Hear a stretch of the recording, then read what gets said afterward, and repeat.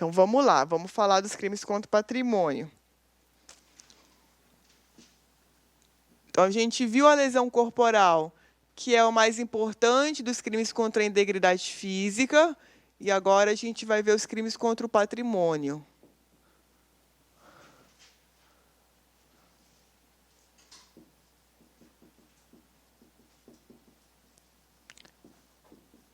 Furto.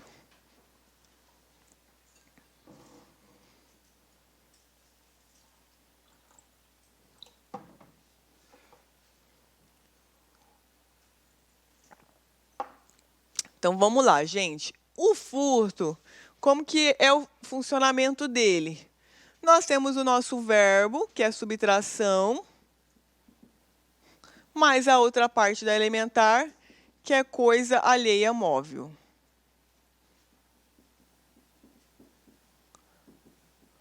Móvel, não pode ser imóvel. E aí, veja, gente, o que nós temos de interessante com relação ao furto que sempre cai em prova, tá? Primeiro detalhe, o momento consumativo do furto é o momento da inversão da posse. Inversão da posse. Isso é denominado teoria amóstio. Então, veja, considera-se consumado o furto no momento da inversão da posse, ainda que por breve espaço de tempo. Isso é uma súmula do STJ. Tem no material que eu mandei para vocês. Então, veja. Considera-se consumado o furto no momento da inversão da posse, ainda que por breve espaço de tempo.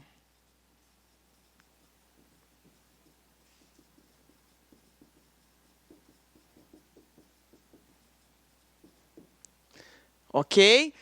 Que mais sobre o furto? Sistema de monitoramento eletrônico.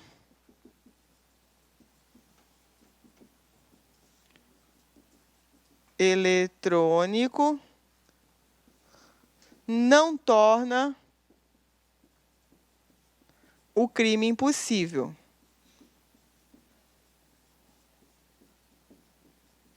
Crime impossível está lá no artigo 17 do Código Penal. O que ele diz? Olha, o crime impossível, quando pela absoluta impropriedade do meio ou do objeto, a pessoa tenta praticar alguma coisa. Então, veja, eu quero matar alguém com uma arma de borracha. Bom, não vai haver, é um crime impossível. Antigamente, o que se entendia? Que com base no sistema de monitoramento eletrônico e também com relação aos dispositivos antifurto,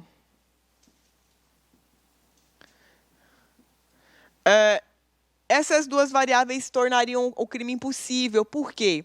Porque a galera ali, os seguranças da determinada loja já saberiam que o furto estaria ocorrendo, então que de nenhuma forma o autor do crime poderia ter sucesso na prática do furto, tá? Mas hoje não é mais esse o entendimento do STJ.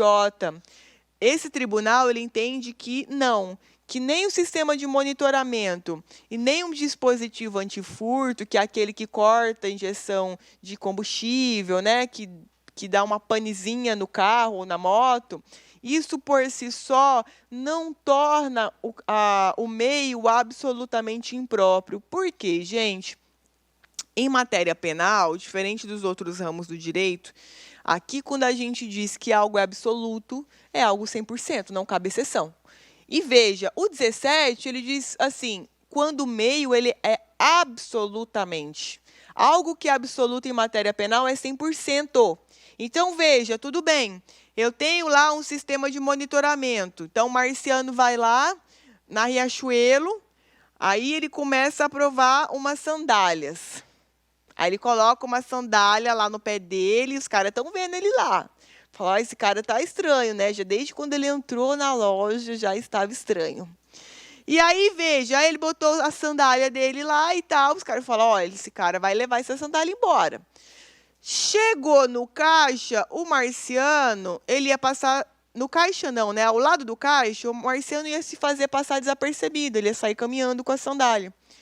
E aí os caras param ele, dizendo, ô, você não vai pagar a sandália? Bom, se o marciano quiser, ele corre. E aí ele leva.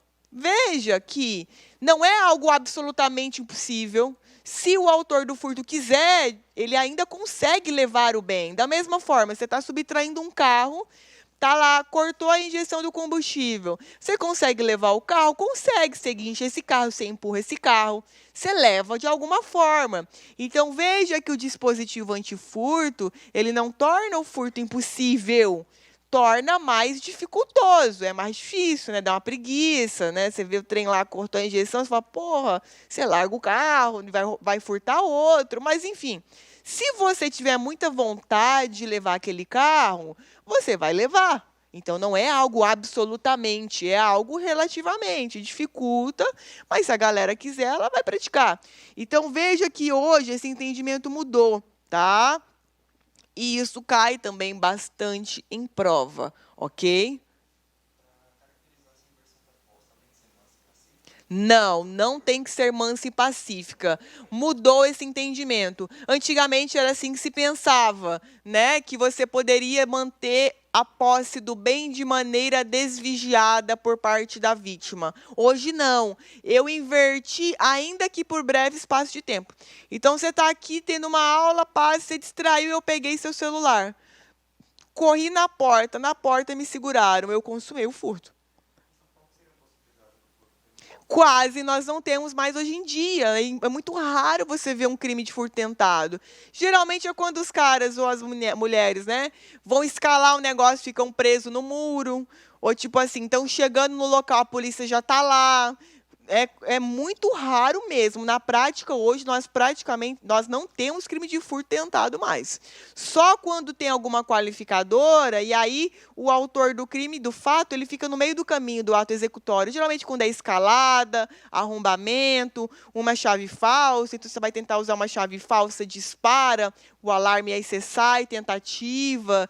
Quando você arromba uma porta, chega alguém, você sai correndo. Quando você ainda não conseguiu inverter essa posse. Porque, veja, no nosso exemplo aqui do monitoramento, inclusive, o marciano, quando ele calçou a sandália, ele inverteu a posse, tudo bem. Mas a gente, no caso de estabelecimento comercial, de vendas de produtos, a gente não pode considerar naquele momento, entende? Senão todo mundo pratica furto.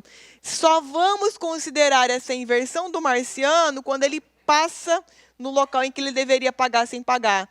No caso desses furtos em supermercados ou lojas de departamento, essa inversão ela vai ser considerada para fins de direito penal quando a pessoa ela passa do momento que ela deveria pagar. Aí a inversão vai acontecer. Antes não, porque senão todo mundo estaria furtando ali dentro do estabelecimento, tá? Então tem esse detalhe também com relação aos estabelecimentos de lojas de departamento. Mas na prática você vai ver depois, quando vocês forem trabalhar, né, que hoje furto tentado quase não se tem mais. É tudo consumado.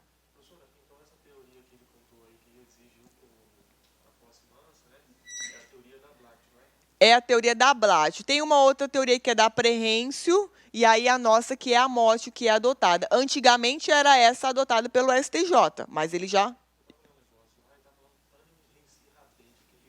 Ânimo de assenhoramento definitivo, ânimo de ter a coisa para você. Por isso que, por exemplo, o furto de uso não é crime. Por quê? Porque você não tem um ânimo de assenhoramento, entende? Então, eu furtei um carro para dar uma voltinha e devolvi. É furto? Não, não é. Porque eu não tive o ânimo de ter a coisa para mim.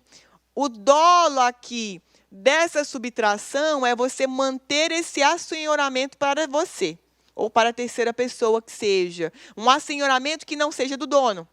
Então, o furto de uso, por isso se diz que ele não é crime. O que é estranho, se eu estou dizendo que é um furto, aí depois eu digo que não é crime, não é certo falar isso, mas é assim que a doutrina trata. Então, por exemplo, o certo seria subtrair para uso. Não caracteriza furto, né? Não é o furto. Mas sempre se diz, furto de uso não vai caracterizar crime. Então, na verdade, se eu subtrair, utilizei e devolvi, regra, não vai ser crime. Agora, subtrair um carro, andei 1.000 quilômetros, gastei, né, sei lá, o combustível do tanque todo. Veja, esse combustível gerou um gasto patrimonial, concordam? Porque o dono do carro ficou sem combustível. Se aquilo ali deu 200, 300, 400 reais, de repente você tem uma ofensa patrimonial. Lembra, a gente está em crime contra o patrimônio. Aqui o nosso objeto de tutela é patrimônio. Então, se você furtou para usar e devolveu, mas o seu uso depreciou o bem de uma maneira que houve ali uma ofensa patrimonial, o crime está presente. Tá? Para fins penais, a gente tem crime. Se vai ser aplicado ou não a insignificância, é uma outra análise que a gente faz. Mas, num primeiro momento, você tem aqui uma ofensa patrimonial. Tudo bem? Não tem crime, então você dá uma abastecida e deixa ele lá. É mais ou menos isso, tá? Mas dá para aplicar insignificância também. O mero abandono. Mas, assim, na prática, isso só é demonstrado depois do curso do processo, sabe? Durante o inquérito, a galera, dane-se você que furtou o carro e deixou, sabe? Todo mundo vai colocar você no furto, vai ser relatado no furto, você vai ser indiciado pelo furto. Isso é algo que é analisado no final na sentença. Aí o juiz vai falar, cara, não, vamos absolver porque não caracterizou aqui o ânimo de assenhoramento. Nunca é uma análise que já no começo vai ser caracterizada. Na prática, não é assim que funciona. Tudo bem? Então, vamos lá. O que mais sobre algumas generalidades aqui? Então, praticamente, a gente não tem crime tentado, exatamente isso. Furto de uso não caracteriza crime. E com relação aos sistemas de monitoramento. Agora, o que nós temos no crime de furto? Então, a gente tem lá, a partir do parágrafo 1º, o furto que é chamado durante o repouso noturno.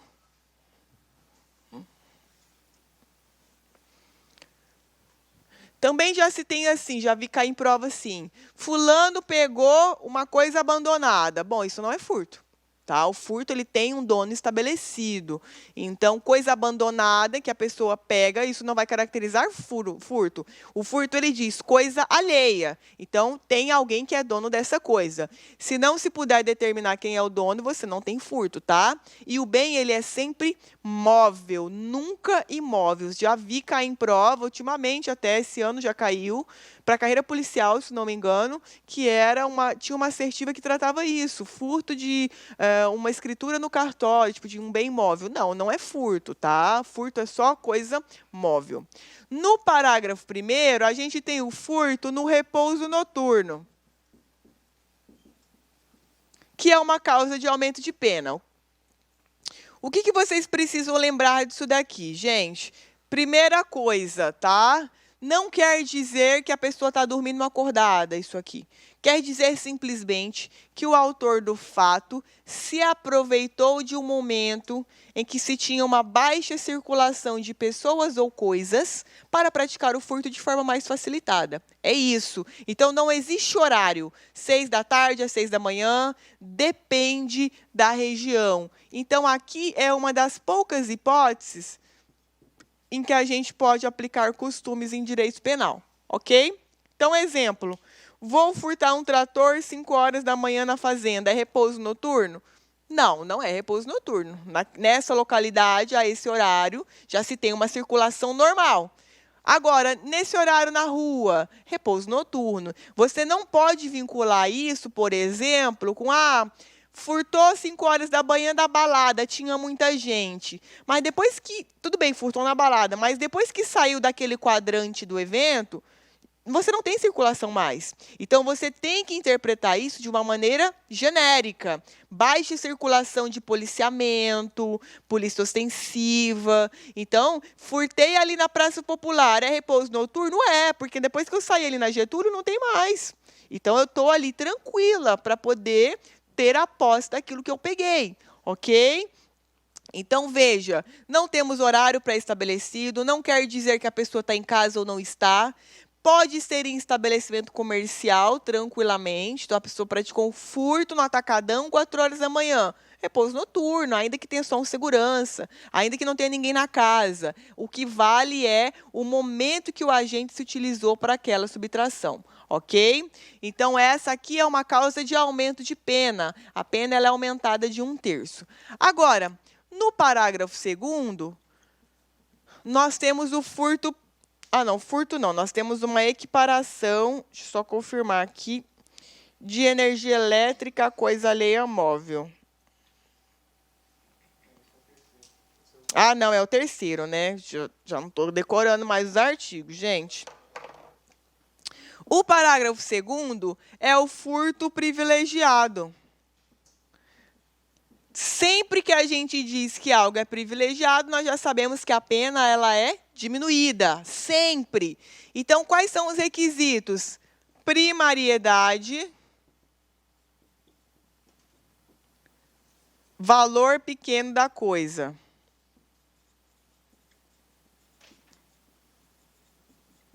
Vai poder haver aqui uma substituição de pena, né? Como que funciona isso aqui, gente? Hoje, na prática, a gente praticamente não tem mais isso. Por quê? O princípio da insignificância ele engoliu isso aqui. Porque, veja, o furto privilegiado, com esses dois requisitos, ele era utilizado quando não tinha princípio da insignificância, né? Porque, veja, o que acontece aqui? No privilégio, para fins penais, a gente tem fato típico, ilícito e culpável, normal.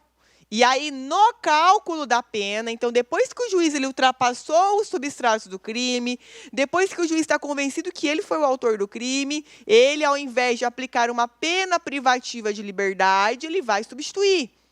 Então, veja que o princípio da insignificância, ele trabalha dentro da tipicidade material. Então, na verdade, quando a gente aplica o princípio aqui dentro, nós sequer temos o crime. Por quê? Na análise do primeiro substrato, o princípio ele já congelou ali o primeiro pilar. Então, veja que, para fins penais, é infinitamente mais benéfico você ter uma aplicação, nesse caso, da insignificância. Por quê? Porque você não tem nem crime. Não temos crime. Não é equivocado a gente dizer, olha, fulano não praticou o crime, porque ele não praticou, não tem o preenchimento nem sequer do primeiro substrato, ok? Então, veja que a primariedade, ela é um requisito subjetivo da insignificância, né? Vocês vão ver isso, acho que em penal geral com o professor.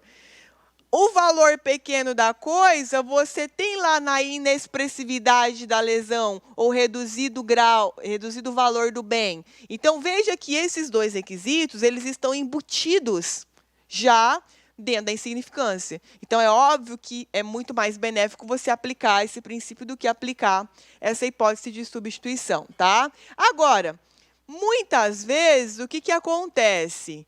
A insignificância, a maioria da jurisprudência entende que os crimes qualificados, eles não podem admitir a insignificância. Essa é a regra. Por quê? Não preencheria aquele requisito do reduzido grau de reprovação. Ora, se é qualificado é porque é reprovado. Por isso, houve a criação de uma qualificadora para aquela hipótese. Então, veja que nós não poderíamos aplicar. Agora, aqui no privilégio, nós vamos conseguir aplicar. E aí, a gente vai ver daqui a pouco que é aquele raciocínio muito parecido do homicídio privilegiado qualificado. É o mesmo raciocínio aqui, que é o furto privilegiado qualificado. Então, a gente vai conseguir aplicar os benefícios aqui desse parágrafo 2º, quando eu tiver um furto qualificado e eu ficar bloqueada de aplicar insignificância. Aí é óbvio que, de maneira residual, eu tento aplicar aqui esse parágrafo 2º. Tudo bem, pessoal? Alguma dúvida até aqui? Agora, o parágrafo 3º, ele equipara energia elétrica a coisa móvel.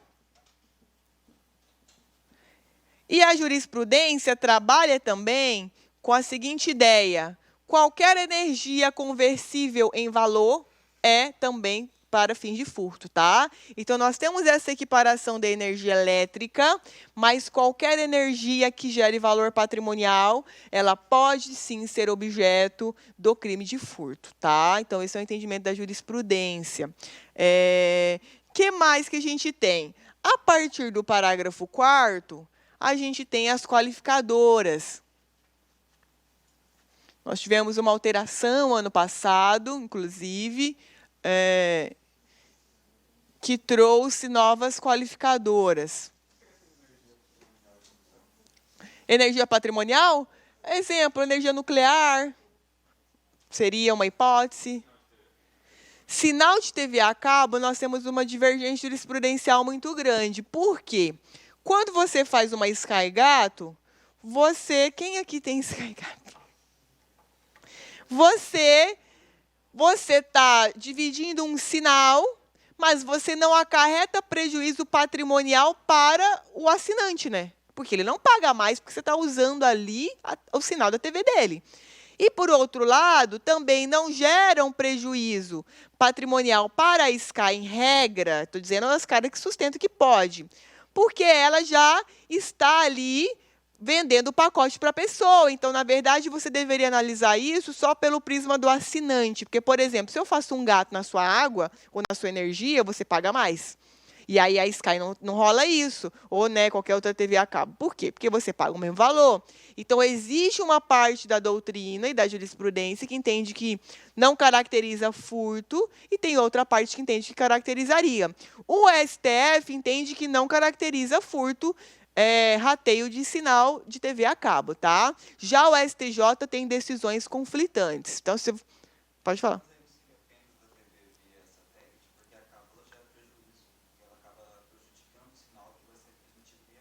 Então, da decisão que eu vi do STF, era sinal de TV a cabo que tinha lá. A ementa da decisão foi essa. Compartilhamento de sinal de TV a cabo não gera crime de furto. Mas foi uma decisão, acho que de 2016.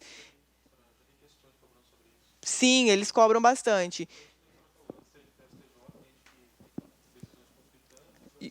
E o STF entende que não é crime. Então, vamos ficar com o STF. Mas, assim, no material, com certeza, tem essa variável aí que a gente está conversando aqui. Mas, em prova CESP, aí você tem que ficar ligado. Porque, mais provas do dia a dia, os caras ficam só na lei seca mesmo, tá? Mas tem essa divergência. Agora, no parágrafo 4º, nós temos as primeiras qualificadoras. O primeiro inciso é o que trata do arrombamento, que, na verdade, não é essa terminologia que está no Código Penal. Nós temos as palavras destruição ou rompimento de obstáculo. Mas, nas provas, eles gostam de cobrar arrombamento para dizer que foi rompido ou que houve uma destruição. E aí, veja, pessoal, o que nós temos aqui? Aqui, a gente tem uma divergência. Eu vou só apontar para vocês aquilo que é muito importante, tá? Porque, na verdade, a maior parte das coisas é memorização da lei. O que nós temos de conflitante aqui, tá? Furto de carro. Furto de carro. Quando há quebra do vidro. Isso aqui é muito controverso, muito mesmo, da vida da controvérsia, tá? Então, a gente tem uma corrente que entende o seguinte, porque aqui, o inciso 1º, ele diz assim, mediante destruição ou rompimento de obstáculo. Então, o obstáculo seria, e se tem divergência, é porque tem decisão do STJ para todo lado. Então, nós tivemos recursos discutindo exatamente isso lá no STJ. Obstáculo seria, pelo conceito do dicionário, um objeto que se interpõe entre uma coisa e outra. Isso é um obstáculo, Então, o obstáculo, ele não seria uma parte do bem, ele é algo que protege. Então, por exemplo, o portão lá da LAC não é a LAC, é um obstáculo, é um objeto que se coloca entre o acesso da rua aqui dentro. E veja, Pelo raciocínio do carro, portanto, o vidro ele não poderia ser caracterizado como um obstáculo. Por quê? Porque ele é uma parte integrante do carro. Então, para fins de literalidade de interpretação, vidro de carro não é obstáculo. É uma parte que integra o bem. Som de carro não é obstáculo, ele integra o bem. Porta, a mesma coisa. E aí, veja, dentro disso surgiram duas correntes. Uma corrente que diz assim, olha, tem que equiparar como qualificadora quando quebra o vidro para levar o carro, para não cair em uma desproporção. Então, por exemplo, quebrei o vidro de um carro, levei um par de tênis avaliado em R$300. Bom, a insignificância não pego, porque é qualificadora, né? Então, prevalece no STJ que não aplica. Vou responder por furto qualificado pelo arrombamento, uma pena de 2 a 8 anos. Não cabe suspensão condicional do processo. Agora, quebrei um vidro do carro, levei uma Land Rover, furto simples. Então, veja que, na prática, criou-se ali um descompasso, né? Então, eu levei um par de tênis e estou no furto qualificado, eu levei um carro com tudo que tem dentro, estou no furto simples. Então, para essa primeira corrente, eles dizem que não faz sentido. Então, eles consideram tanto a questão do vidro quanto a questão de levar o carro como qualificadora. Então, ele diz, olha, quebrou o vidro do carro para levar o carro, é furto qualificado. Porque esse vidro funciona como obstáculo, para não ter um contrassenso do meu exemplo do tênis. Mas tem uma corrente que diz o contrário, que diz isso que eu comecei a falar. Vidro não é obstáculo do carro, é parte integrante, então, portanto, você não está rompendo um obstáculo, porque aqui está dizendo rompimento de obstáculo, então você não rompeu. Então, no STJ, você tem várias decisões na primeira e na segunda. Não existe um negócio que eu posso dizer para vocês, não, na sua prova é isso. Não tem, tá? É muito controvertido. No STJ, nós temos duas turmas criminais, câmaras, aliás, que unificam as decisões. A quinta e a sexta. Às vezes, a própria quinta se contradiz e a sexta também. Então, você tem muito conflito lá dentro. Não tem como eu dizer para vocês. Então, o que eu acho? Em prova de primeira fase, os caras não vão colocar isso aqui e ali. Aí, porque vai anular fácil. Isso aqui anula com uma mão nas costas, tranquilamente, tá? Com o pé nas costas, aliás. Então, nem se preocupem com isso aqui. Mas eu precisava trazer esse posicionamento aqui do rompimento. Esse é o mais importante. Depois, no inciso segundo, nós temos com abuso de confiança, fraude, escalada e destreza. Então, a gente tem abuso de confiança, fraude, escalada e destreza. No abuso de confiança, vai haver o aproveitamento de uma relação de confiabilidade que você já tem, tá? Então, aqui é muito parecido com o homicídio qualificado. Lembra quando a gente viu lá no inciso que trata da dissimulação? O que mais que tem? É abuso de confiança que tinha lá, não é? Eu esqueci, gente do céu. Espera aí. Não é possível. 121, parágrafo 4º. Parágrafo 2º, inciso 4º. Só pegar aqui.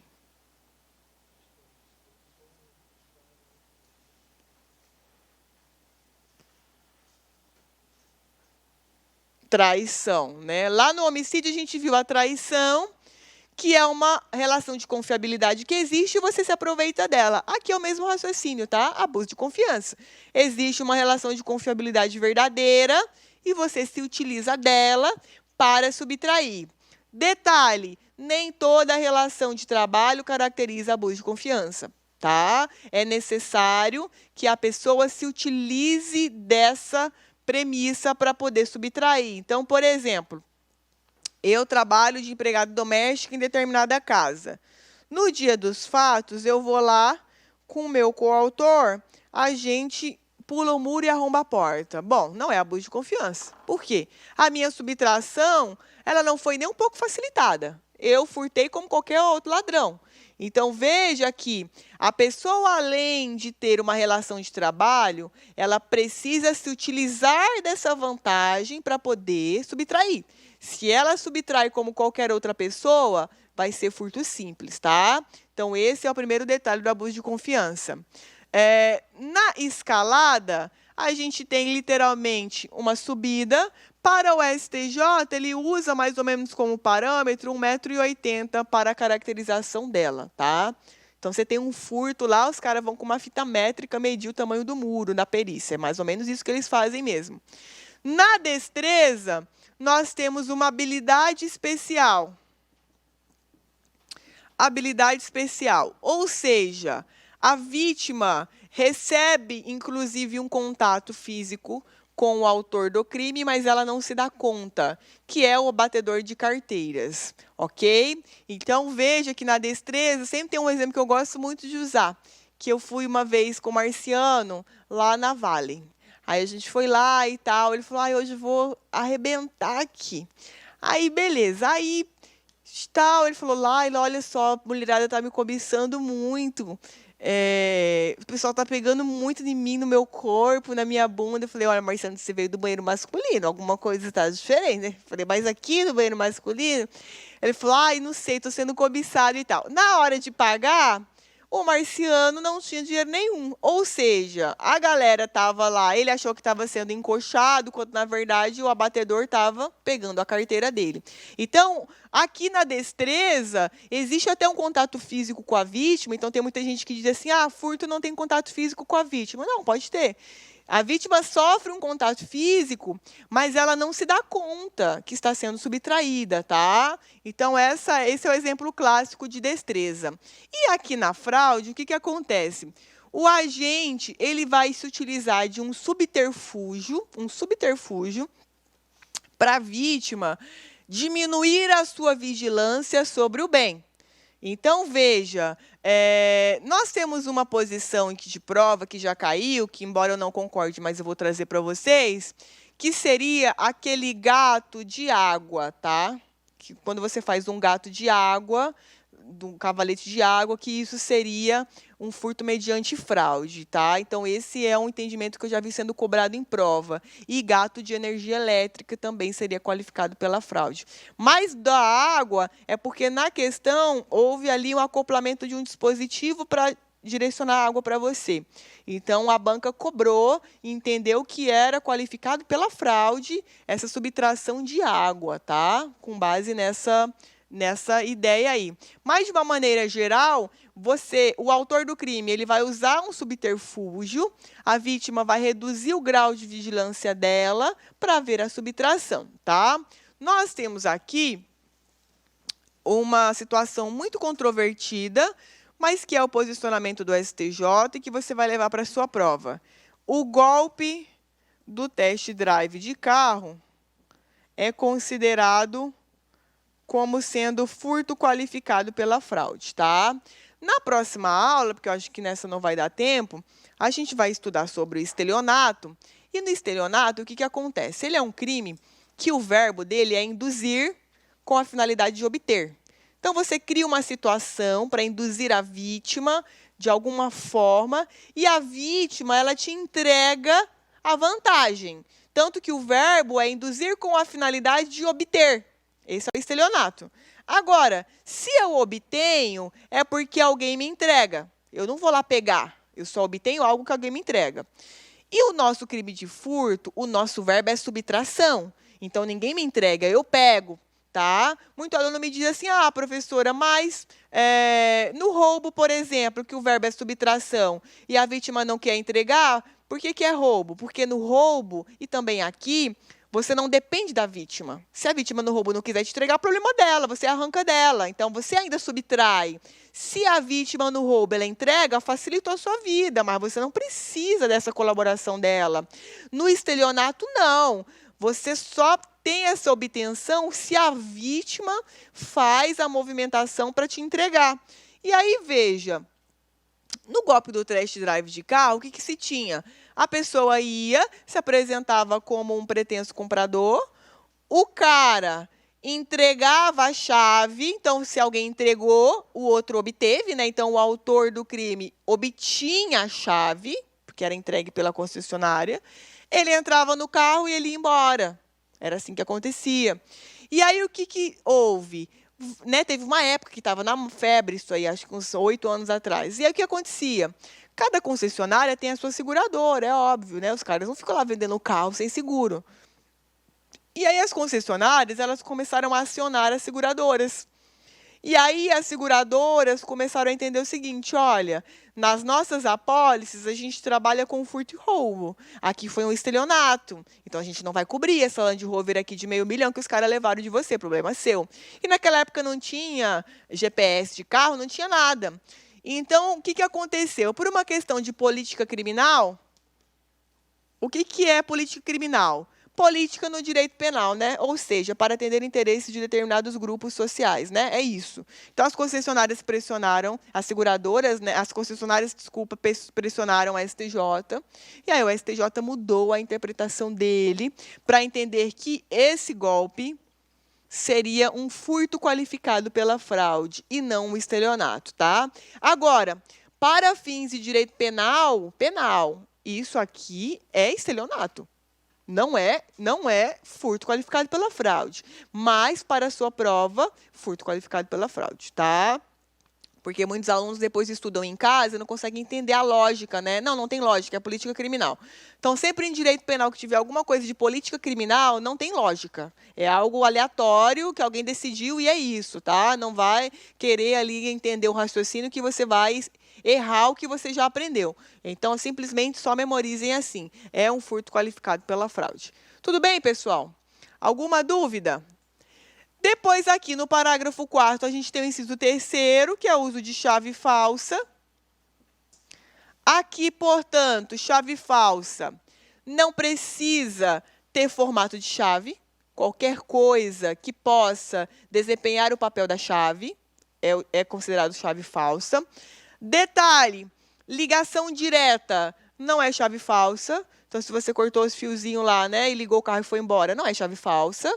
Tá? Porque você não trouxe nenhum objeto estranho para desempenhar a função da chave, você usou a própria ligação do carro. Então, o STJ entende que não é chave falsa. E outra.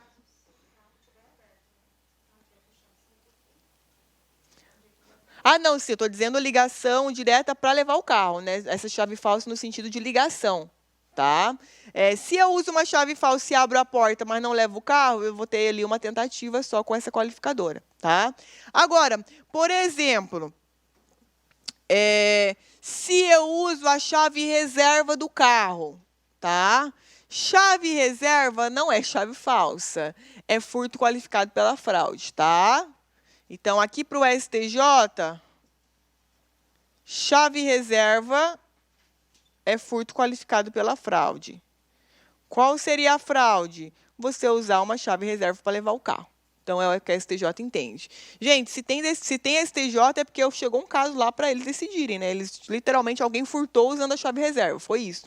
Então, veja, temos esses detalhes aqui da chave. Chave verdadeira, reserva, não é chave falsa, então vai entrar aqui na fraude, já vi questão de prova cobrando isso, tá? E depois a gente tem aqui no inciso 4º, o concurso de pessoas. Aqui, 2 ou mais. Não importa se uma das pessoas é adolescente, tá? Não tem problema. Houve o numeral 2 ou mais, eu já tenho o concurso de pessoas caracterizado, ok? E aí, veja, depois nós temos a novidade legislativa, que é o parágrafo 4A do ano passado.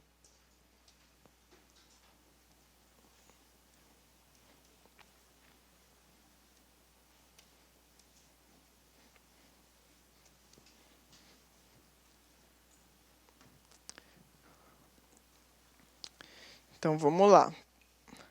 Então, quem está com o código meio desatualizado aí... Também, se for comprar código, toda vez que atualiza, você não vive, né? Só apaga código. Parágrafo 4A. Então, aqui a gente tem subtração mais emprego de explosivo.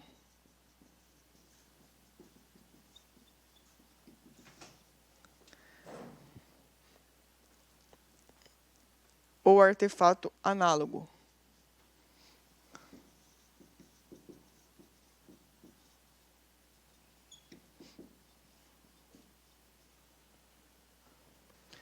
Então, aqui a gente tem uma subtração com emprego de explosivo ou artefato análogo. Qualquer coisa que se pareça com explosivo vai estar aqui nessa qualificadora, tá? Então, aqui a gente tem até uma pena de 4 a 10 anos, uma pena meio que pesadinha.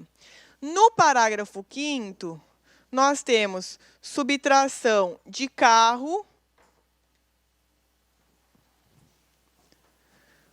Carro não, né? Me perdoem. Subtração de veículo automotor, pode ser moto também. Veículo automotor,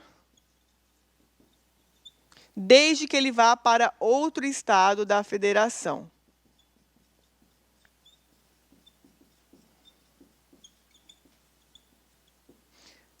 Subtração de veículo automotor destinado para outro estado da federação ou para o exterior.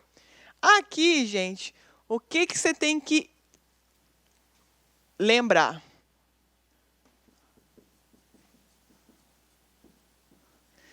Para caracterizar essa qualificadora, é necessária a efetiva transposição. É necessária a efetiva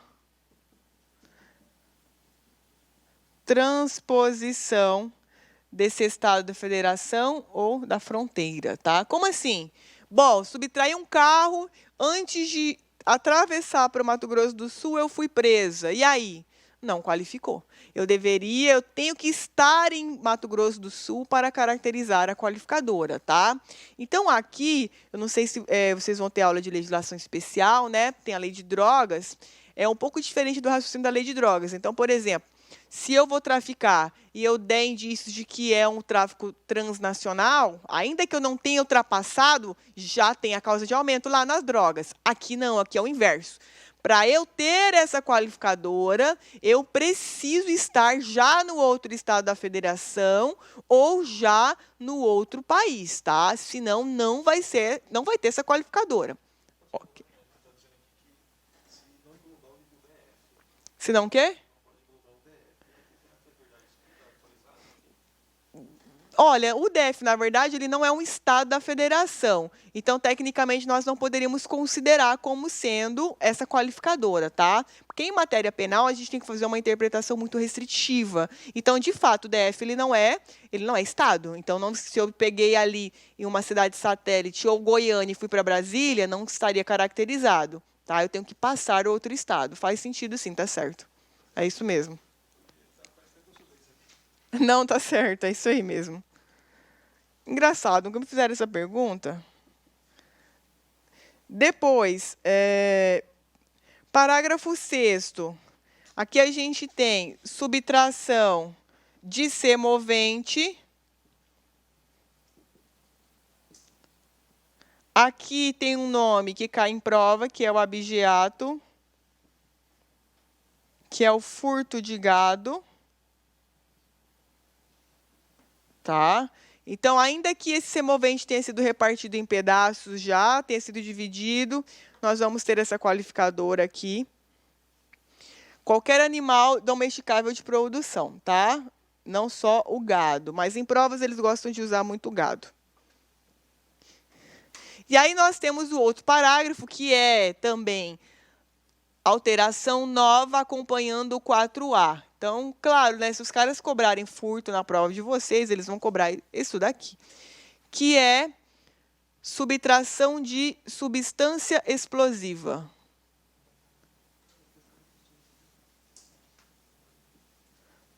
Substância explosiva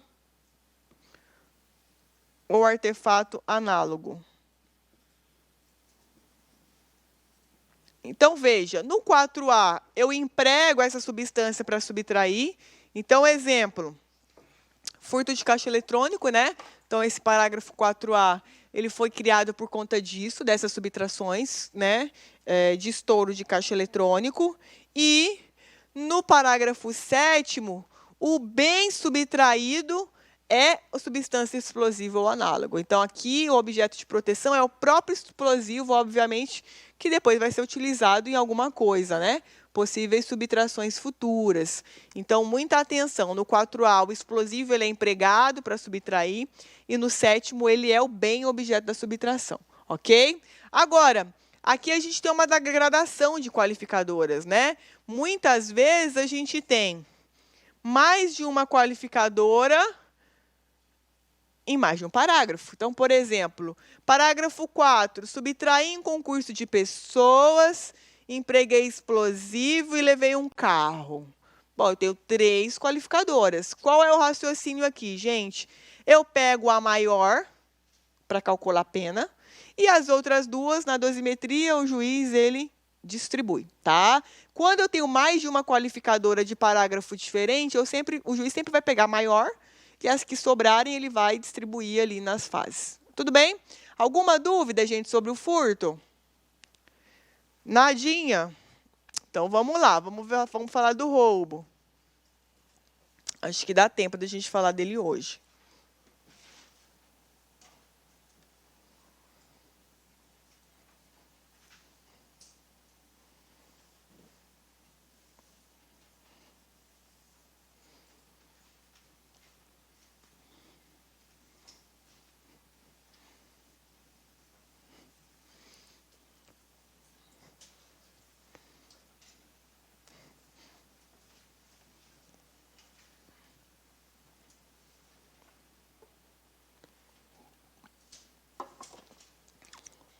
Então, vamos lá. Roubo. Aqui a gente tem subtração, mais emprego de violência ou grave ameaça. Essa violência aqui, gente, significa o quê? Lesão corporal. Leve, grave ou gravíssima, tá? Sempre que o Código Penal trouxer violência, ele quer dizer para vocês que é uma das 3 variáveis de lesão corporal, tá? Então, temos esse detalhe aqui. O roubo, ele é classificado como sendo um roubo próprio ou um roubo impróprio. No roubo próprio,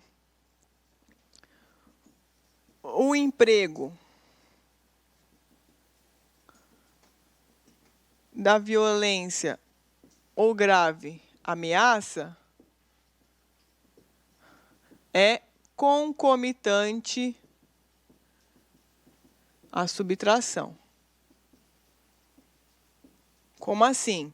Bom, a violência ou a grave ameaça, elas são empregadas no contexto da subtração. Então, você precisa empregar essa violência ou essa grave ameaça para subtrair. Então, você está subtraindo, anunciando o assalto, ameaçando a galera e pegando as coisas.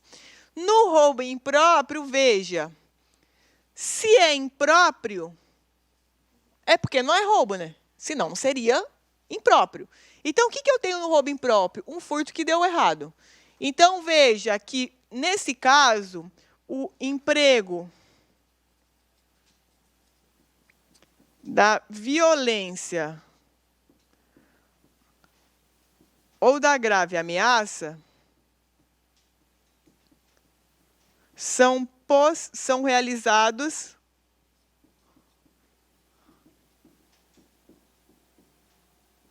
para assegurar a detenção, para assegurar a posse da coisa.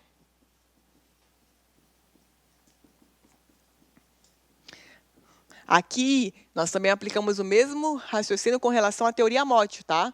Inverteu a posse e consumou o roubo. Então, dei um murro na vítima, peguei o celular dela, os caras já me prenderam em 30 segundos. Roubo consumado. Não interessa, tá? O mesmo raciocínio. Então, aqui eu tenho, primeiro, uma subtração caracterizada pelo furto, e depois, para eu conseguir assegurar a detenção ou a posse do bem, posse não, né? A detenção, eu vou empregar essa violência ou grave ameaça. Detalhes aqui, né, gente? Eu posso empregar a violência contra aquele que não é dono da coisa. Isso é roubo também, não importa. Então, por exemplo, anunciei o assalto, levei o celular dele. Lá fora eu dei um soco no cara e fugi. Roubo impróprio. Não importa. Muitas vezes no roubo, o destinatário da violência ou o destinatário da grave ameaça não é o dono do patrimônio. Então, você tem que entender isso. Então, muitas vezes eu tenho várias vítimas e poucos patrimônios. Então, exemplo, entrou alguém aqui e anunciou um assalto. Quantas vítimas eu tenho? Pelo menos 25. Mas quantos roubos eu tenho? Bom, quantos patrimônios eu peguei? 5 celulares, então eu tenho 5 roubos.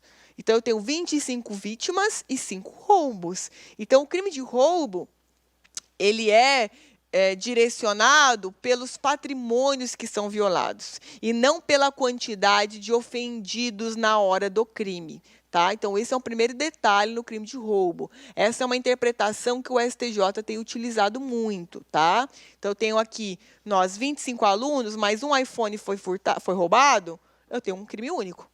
Tá? E aí, é claro, né, essa quantidade de vítimas, o juiz depois consegue ali, de repente, brincar na hora da dosimetria, mas é pouca coisa também que prejudica o réu, tá? Vou ser sincera com vocês. Agora, tanto o roubo próprio quanto o impróprio possuem a mesma pena. Não muda nada, tá? Não tem diferença alguma entre um e outro, tá? No parágrafo 2º, a gente tem as causas de aumento. No roubo, nós temos muitas causas de aumento. E aí, veja, gente, quem está com o código do ano passado, de antes de abril, por aí, já está desatualizado. O inciso 1º foi revogado, que era o emprego de arma, tá? Então, houve a revogação desse inciso. Antigamente, nós tínhamos a arma branca ou cruenta, né? Qualquer arma que não efetue disparos e arma de fogo. E esse inciso ele foi revogado, não se aplica mais. E aí a gente tem, no inciso 2º, concurso de pessoas. O que você tem que lembrar aqui, gente, que cai em prova toda a vida? Isso aqui no parágrafo 2º, no roubo, não é qualificadora, é causa de aumento. Então, o que acontece? No furto, concurso de pessoas qualifica. No roubo, causa de aumento. Então, eles trocam isso toda vez. E aí você fica induzido a erro de achar que são qualificadoras ou são todas causas de aumento, tá? Lembra, no furto, gente, nós só temos uma causa de aumento, que é repouso noturno.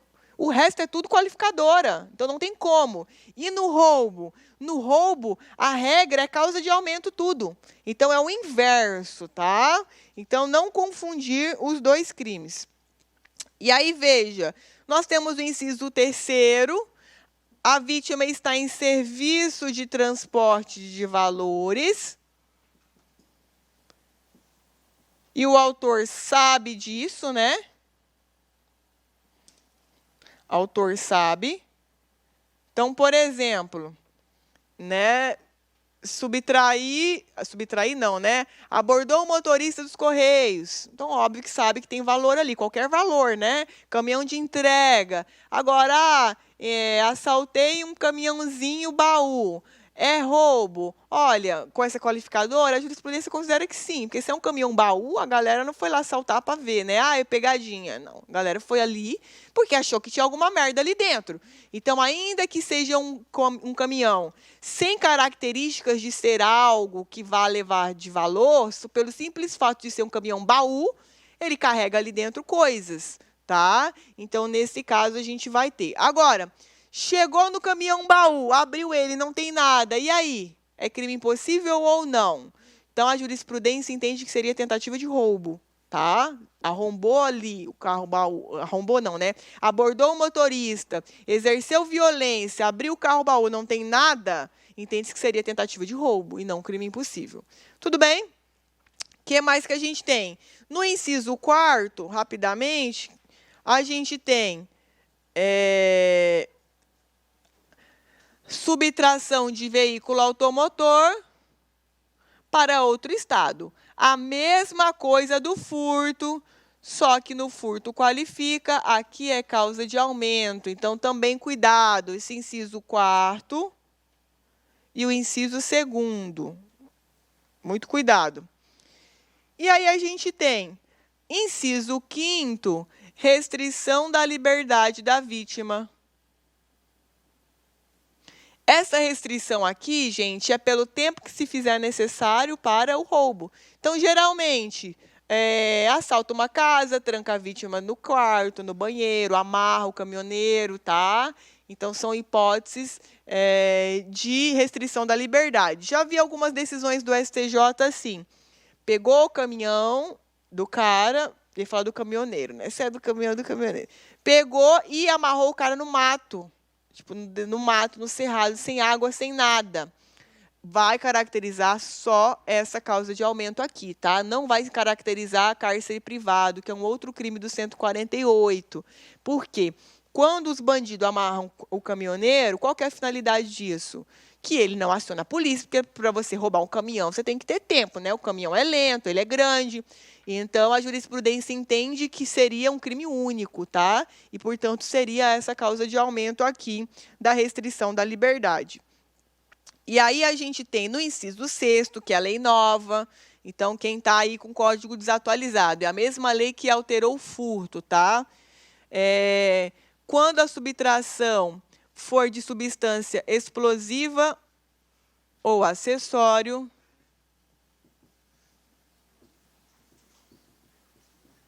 então você tem um emprego de violência ou grave ameaça, é um roubo, né? E essa subtração é de explosivo ou acessório. Então, é o mesmo raciocínio do furto, só que aqui dentro do roubo, tá? Então, inciso 2º, inciso 6º, que é o novo, e inciso 4º são exatamente iguais ao furto. Parágrafo 4A, lá no furto, parágrafo 4º, inciso 4º, lá no furto, parágrafo 5º, lá no furto. Então, nas provas, eles trocam muito isso daqui, gente. Então, você tem que dar uma atenção especial para esse detalhe aqui, essas causas de aumento. E aí, veja, gente, a novidade também, parágrafo 2A. O que aconteceu nesse parágrafo? Ele trouxe uma causa de aumento monstruosa, que é 2/3. Emprego de arma de fogo. Emprego de arma de fogo e destruição de rompimento, de obstáculo, aliás, destruição de obstáculo ou rompimento com explosivo. Tá? Então, veja, o que aconteceu aqui, gente?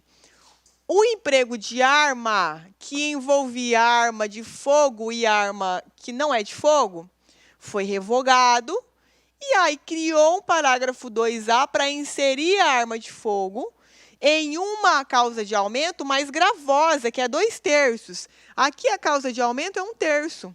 Lá a causa de aumento é 2/3. Então, aqui nós temos um conflito de leis penais no tempo. Ok? Então, o primeiro detalhe que você tem que lembrar, gente, se eu furtei na época do inciso 1º com uma faca, estou no Pascoal Ramos, cumprindo a pena com essa causa de aumento, que foi uma faca, o que vai acontecer comigo que já estou cumprindo pena? O juiz da execução penal, ele vai ter que recalcular com base na fração que eu recebi. Então, se ele aumentou 2 anos porque o meu roubo foi com uma faca, ele vai ter que tirar esses 2 anos da minha pena. Uma petição simples, é isso que o juiz tem que fazer. Isso nós chamamos de novatio legis in melius, é uma lei nova para melhor. Por que ela é uma lei nova para melhor? Porque ela não revogou o crime ainda existe, mas essa circunstância ela foi abolida. Então, ela é uma lei nova mais benéfica. Qual é o efeito dela? Ela retroage para atingir situações passadas. Não importa em qual momento. Se você está sendo investigado, se você está sendo processado, ou se você já cumpre a pena, vai ser aplicada vai ser aplicado esse benefício para você, tá? Agora, segundo detalhe, o que aconteceu com a arma de fogo? Ela saiu de uma causa de aumento menor e agora ela tem uma causa de aumento maior? Então, isso é o quê? Novatio legis in melius, lei nova para pior. O que vai acontecer? Bom, se eu roubei com uma arma de fogo e agora, no meu julgamento, na sentença, eu tenho a lei nova, o que vai acontecer? Eu vou ficar na fração antiga. Porque lei nova mais prejudicial, ela é irretroativa. Então, ela não retroage para alcançar fatos anteriores, tá? Então, muito cuidado. Essa fração da arma de fogo, ela é novatio legis impégius, porque aumentou a fração. Então, ela é uma lei nova prejudicial. Enquanto que a arma de fogo do inciso 1º, que foi revogado, tirou as armas brancas. Então, é uma novatio legis in melius, porque melhorou a galera que está roubando com faca. Então, se o cara chegar em você com uma faca e meter o louco em você, ele vai ficar com roubo simples, pena de 4 a 10. Então, veja, se ele, por exemplo, ainda não tem uma condenação, provavelmente ele vai ficar numa pena de 5 a 6 anos. Então, ele está no semiaberto, ele fica na rua. Então, muito cuidado com essa galerinha aí que está de tornozeleira, tá? É ladrão de roubo, de pena de 4 a 10. Então, a galera é perigosa mesmo, está na rua, tá? Então, isso daí... E os bandidos tudo sabem dessas alterações, tá, gente? O povo agora só está roubando com faca, pedaço de pau, ninguém está usando arma de fogo mais. E aí a gente tem, meus clientes, eu tenho uns clientes. Ave Maria. E aí no parágrafo 3º, nós temos também novidade. O parágrafo 3º, no roubo, é a única hipótese que traz qualificadores. Então, é o inverso do furto, né? O furto, a nossa regra é tudo qualificado, e no roubo, a gente só tem o parágrafo 3º. Então, no parágrafo 3º, o que acontece? A gente tem aqui lesão grave. Veja, não está falando gravíssima, mas a gravíssima está embutida. Qual que é a pena? A pena, ela foi aumentada. 7 a 18 anos. Antes era 7 a 15. E se resultar a morte, a pena é de 20 a 30. Meu Deus, né? Melhor responder por homicídio. Então, veja, com relação ao parágrafo 3º, ele sempre existiu, tá, gente? Sempre. Só que agora, essa mesma lei que alterou o furto, que alterou o roubo, ela aumentou as penas. Novatio legis impégius. Lei nova prejudicial. O que vai acontecer? Bom, se na minha época eu não tinha lei nova, eu estou na minha pena antiga. Então, o juiz ele tem que aplicar a pena antiga. 7 a 15, aqui eu não lembro qual que era, mas era uma pena bem menor. Então, aqui que é o famoso latrocínio. Ok? Agora, gente, eu vou encerrar a aula aqui, porque o latrocínio eu não consigo dar em 10 minutos, tá? Ele é a parte mais complicada, então eu vou precisar de uns 20 minutos, 25 minutos da aula que vem. Então, a gente vai parar aqui no latrocínio e daí na aula que vem a gente prossegue. Alguma dúvida até aqui? Alguém está olhando aquele material que eu mandei? Gente, ninguém está olhando? Nem olhou para ele olhou para você? E aí, ele tá meio que completinho? Tá dando? Ah, então beleza. É isso, gente. Então, até a próxima. Clique like.